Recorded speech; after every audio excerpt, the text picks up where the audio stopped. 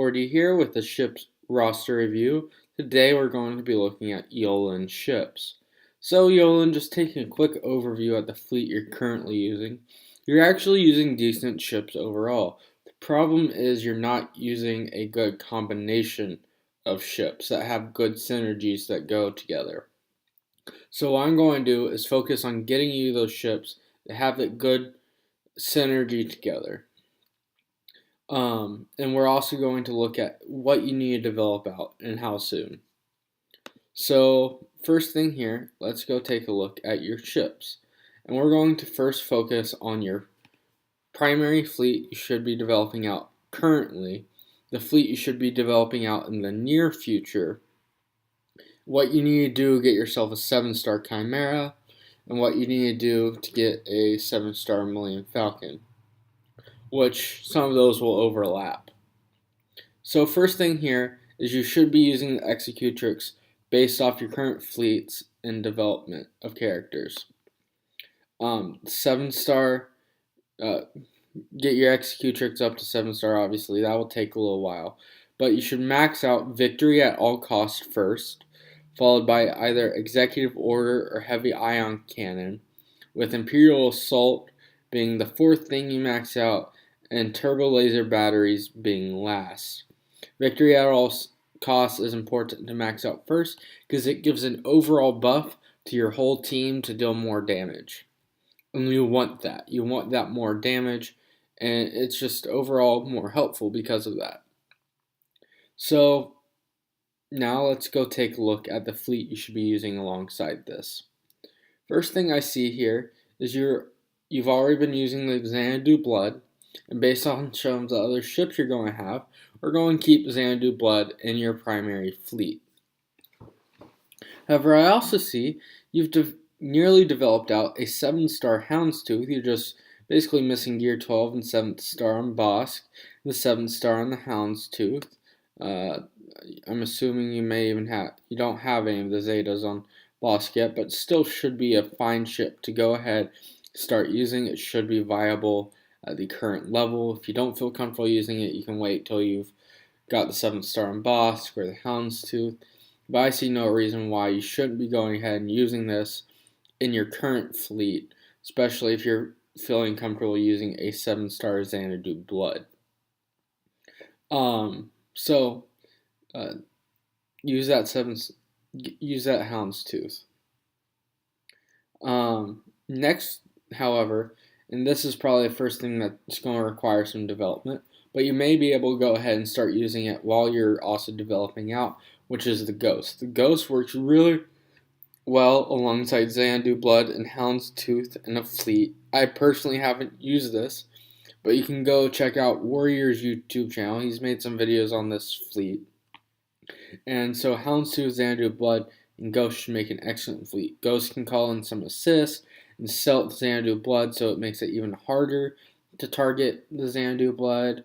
Ghost also has an AoE alongside Xanadu Blood and can do some debuffing.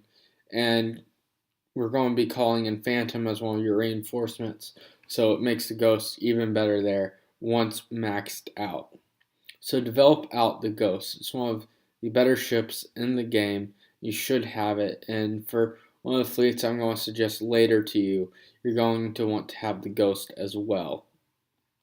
So for your starting 3 ships, you should have Houndstooth, Xanadu Blood, and Ghost. And you need to be developing out these ships where you see you have the gaps. So whether it's the 7th star, or the gear levels on the characters, or the abilities on these ships. So next, however, we want to go take a look at your reinforcements. The first reinforcement you should be using is Phantom 2. In my opinion, this is the best reinforcement in the game.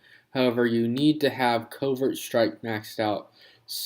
Why? Because you want to get the reduced cooldown call reinforcement on allied capital ship. That's fantastic. It lets you essentially swarm the other fleet with more ships quicker, and you won't regret it. It's done me a lot of good. I'm still using it in Arena. I was able to use it with characters at the current gear levels you have it, and it just gets better the higher gear you put these characters up.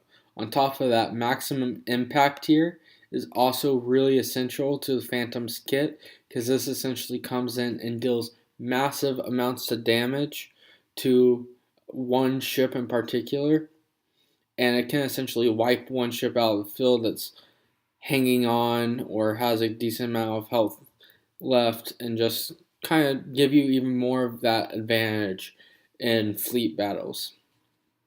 So if you can max out maximum impact here and covert strike, you're definitely doing well. And then gear up the other characters and work on the other abilities over time. But those are the two most important elements of Phantom 2. And also get that 7th star. Um, next thing, next reinforcement you'll want to look at, TIE Advanced and Slave 1 here. Looks like you already have both these ships relatively well geared. TIE Advanced makes an excellent reinforcement alongside FAM 2 as the second reinforcement bring in. Slave 1 gives you a taunter. Both just good ships overall that I recommend using, and you'll want to have them. If you once you get that 7th star on Executrix, something like Big's Dark Lighter or Wedge's X-Wing both makes good reinforcements. Wedge is good if you're having trouble with fellow Houndstooth ships, but Big Dark Lighter is great if you're wanting another tank to bring in after they kill off your Houndstooth, or that's also an option to replace with Slave 1 currently. So that's the current fleet you should be using. You should be using Executrix, Houndstooth, Xanadu Blood, Ghost as your starting 3 ships, Phantom 2, Slave 1, and TIE Advance as your reinforcements. But you want to get that reinforcement ability maxed out on Phantom 2 before you start using it as your reinforcement. And also, Big's Dark Lighter can go in there. Maybe you put Big's in there until you have Phantom 2's reinforcement ability maxed out. Next thing, however, is we want to develop you a Rebels fleet, because I see here you have a 6-star Millennium Falcon, which it's a ship that's viable once unlocked, and you have a Gear 11 Han Solo. You're really just missing that gear on Chewie, so get that gear up now. And most ships can do well with slightly undergeared characters, especially ships like Han's Millennium Falcon. I'm sure is still excellent. You don't need to worry about the fact you don't have the 7 stars on it. So gear up Chewie ASAP so you can start using Han's Millennium Falcon. And this will be something that is a fleet that would be really hard to defeat on defense in like Grand Arena, or would be excellent for using on offense to ensure you win a battle. And if you're going to be working on Han's Millennium Falcon, you want to work on the home 1 here. You'll want to max out Band Together first, followed probably by Defiant Volley, then Seize the Advantage, then Master Plan, and then Mon Cal Cannons. Band Together is similar to the other ability on Executrix, where this will give a buff essentially to everyone on your team that just makes your team overall better, instead of being an individual thing that goes toward your capital ship. So home 1. So what would you want alongside Han's Millennium Falcon? The 2 ships I've already mentioned before. Big's Dark Lighter and Houndstooth are both ships that currently work in the meta alongside Han's Millennium Falcon.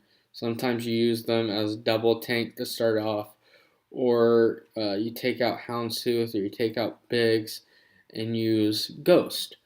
Ghost is excellent. It gets lots of assists and deals a ton of damage when used alongside Han's Millennium Falcon. I hate having to face the Ghost in Arena, but if you're going to be using the Ghost in a Rebel fleet, you're going to be using the Phantom in a Rebel fleet. So these are both ships that both for the team you're currently using and the team you should be using in the future that you should be developing out. On top of that, Phoenix is an overall good team to be using in other parts of the game. They're great for territory battles. They're good for Grand Arena. They're a decent team in territory wars. So you're really not being let down by developing out these guys. So also, if you're developing out Han's Millennium Falcon, you probably should have Another rebel ship. I mean, you have Wedge's X-wing, but I would actually suggest, which you're not using at all, or even have a star for it. Uh, Cassian Ewing. Cassian Ewing is an excellent ship. Sure, the characters maybe not be things you want to invest in, but they are necessary in other parts of the game, like territory battles. There are areas that require you have Rogue One, and they are a decent team overall. So those, having it developed out really does not hurt you at all. Um, those characters on the ship. So I would suggest going after Cassian Ewing. You don't have to, but I think if you go after a Rebel fleet, it's a ship that will make your Rebel fleet way better. Um, and for the other ships in the Rebel fleet, it could be what you want. TIE Advance for your fourth reinforcement. I don't know, just pick a good reinforcement. Put in that other slot. Lando's Millennium Falcon is a good fourth reinforcement. You can pick what you want there. But that should be the second fleet you develop out, is a Rebel fleet. It just is going to require some gearing of characters that you currently have, and maybe put some abilities on your capital ship elsewhere. If you want, you could focus down on the Rebel fleet now rather than the first fleet I suggested to you. And basically, what you do if you're doing that is just, instead of putting the ability mats into the Executrix, put the ability mats into the home one. That's the really only difference here for developing those out, because it's still going to take a little bit of time, so you're still going to want to use that initial fleet I suggested to you for the Executrix until you've at least gotten Chewbacca geared up some. But what were our other two goals? A 7-star Chimera. Well, 7-star Chimera, what that's going to require is having 7-star Home One, which is just going to take some time. Some 7-star Rebel ships, which you have a 7-star Ghost, which you have to have. You're going to have to get a 7-star Phantom, which you're working on. You have a 7-star Big, so you need 2 more 7-star ships. You have a 6-star, almost 7-star Wedge, so you're excellent there. You just need another Rebel ship, 7-star, I think. I could be wrong. Actually, I must be wrong, because otherwise you wouldn't have been able to get a 5-star. So you can continue on as you are. If you want another ship 7-star, I was going to suggest Cassian Ewing anyhow. Cassian Ewing is also an excellent ship, so if you decide to go that route, feel free. The other thing to discuss here is getting a 7-star Millennium Falcon, which you're obviously working on. You have all the bounty hunter ships 6 or 7-star. You could probably gear up IG-88 more if you wanted. But you're on your way to getting that 7-star Millennium Falcon. But what we want to do is get you to a point where you're actually using that Millennium Falcon. Also, if you want to have an extra fleet on hand, feel free to develop out the Geos. They're excellent. The only problem is it takes you a little off track, and Geos aren't, apart from Sun Fact, aren't useful out of ships currently.